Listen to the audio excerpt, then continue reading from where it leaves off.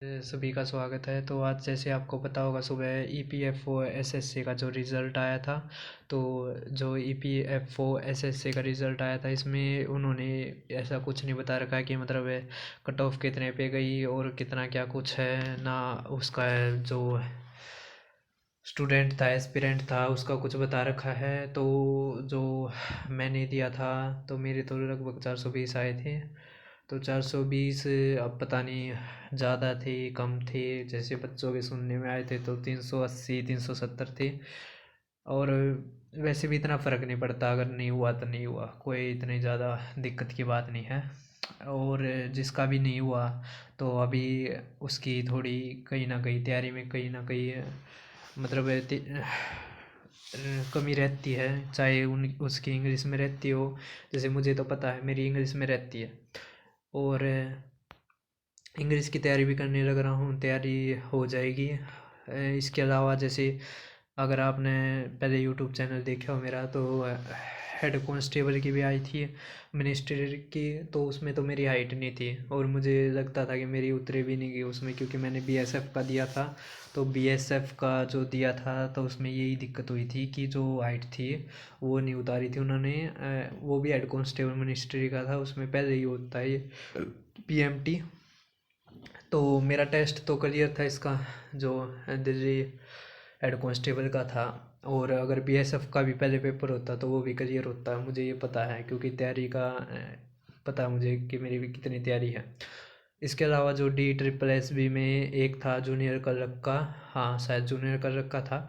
उसमें मुझे पता नहीं था कि मतलब पैटर्न किस तरह का आता है, तो वो तो रह गया था मेरा, लगभग 20-30 नंबर से रह गया था, क्योंकि मैंने उसमें मैथ और रीजनिंग को छोड़ दिया था। इसके अलावा मैंने जूनियर सेक्रेटरीट का दिया था, तो जूनियर सेक्रेटरीट का मेरा जो क्वालिफाई था उसमें नंबर भी ठीक ठाक थे।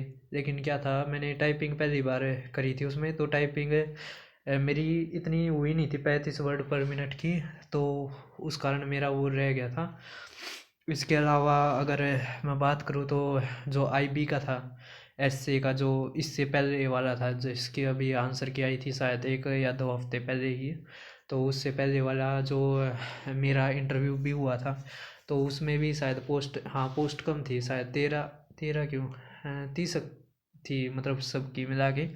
तो उसमें भी ठीक थे नंबर, मतलब ज़्यादा कम भी नहीं थे और ठीक थे, मतलब उससे तो। अब दिक्कत क्या कहाँ पे आती है हमारी, जो वो आती है कैटेगरी में, क्योंकि अ, जो इसमें थे ना, जो आईबी में थे, तो आईबी में ऐसे ऐसे बंदे थे जो जिनका शायद पीए, हाँ पीएस से मिल रही है सीजीएल में, और फिर भी देने आए थे वे, क्योंकि उनकी जो है होम स्टेट में नहीं आया था। अब जिनका आईबी का आपको पता ही होगा, होम स्टेट में मिलते हैं। जैसे एसआई भी होता है उनका, तो उनका उसी होम स्टेट में मिल जाती है उनको, तो इसी कारण वे देने आए थे। और इसके अलावा जैसे बात करें इसकी ईपीएफओ की, तो जैसे पहले जो टायर 1 का जो रिज़ल्ट आया था उसी टाइम पे देखा था मैंने, तो बहुत सारे जो टीचर थे वे बता रहे थे कि जो सीजीएल वाले हैं उन्होंने भी भर रखा है, क्योंकि होम स्टेट की दिक्कत है। तो अगर आप एक सीरियस एस्पिरेंट और नौकरी लेना ही चाहते हो, तो क्या बात है, जैसे जो स्टेट है, जो स्टेट एग्ज़ामिनेशन होती हैं, तो स्टेट एग्ज़ामिनेशन में क्या है, रीक का और इसका ज़्यादा मामला रहता है कि रीक हो जाएगा। सेंट्रल गवर्नमेंट में क्या है, रीक का कम मामला रहता है और जो रिपीटेशन का बहुत मामला रहता है, क्योंकि अब सभी को होम स्टेट चाहिए। तो वो ये नहीं है कि मतलब एक ही एग्ज़ाम के ऊपर डिपेंड है, वे बार बार अलग अलग एग्ज़ाम देते हैं और होम स्टेट की ट्राई करते हैं। अगर मान लिया होम स्टेट में उनको मिल गया, तो वो ऊपर की पोस्ट पर फिर एग्ज़ाम में बैठते हैं, और उसमें मिल गया, होम स्टेट नहीं मिला तो वे वैसे छोड़ देते। तो वैकेंसी ये नहीं है मतलब सारी फिल होती हैं, वैकेंसी ख़राब भी होती हैं। लेकिन आपको इससे कोई दिक्कत नहीं होनी चाहिए, आपको बस अपने नंबरों से होनी चाहिए, कि अगर आपकी तैयारी पूरी है तो ठीक है, अगर नहीं हो तो अपनी पूरी करो। वैसे मेरे पे तो ज़्यादा कोई इफेक्ट नहीं पड़ा, क्योंकि मैंने तो ये तीसरा देखा है जिसमें मेरा नहीं हुआ है फाइनल। और मतलब वैसे तो दूसरा है, क्योंकि हेड कांस्टेबल में तो मैंने स्किप किया था, वो जो फिजिकल भी था और जो पीएमटी था एक तरह से। मेज़रमेंट। और वैसे तो ये दूसरा है, लेकिन मेरे ऊपर ज़्यादा कोई प्रभाव नहीं है, क्योंकि सुबह आया था, उसके बाद तो मैंने लगभग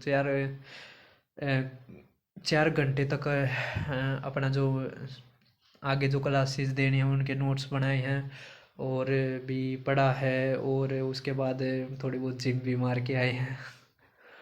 तो जो भी तैयारी करने वाले हैं, बस यही कहना चाहता हूँ कि आप हताश मत होइए, और ज़्यादा से ज़्यादा अपने नंबर को इंक्रीज़ करने की अ, कोशिश करिए। तो आज की वीडियो में इतना ही। अगर आपको कोई भी डाउट आता है तो आप पूछ सकते हैं।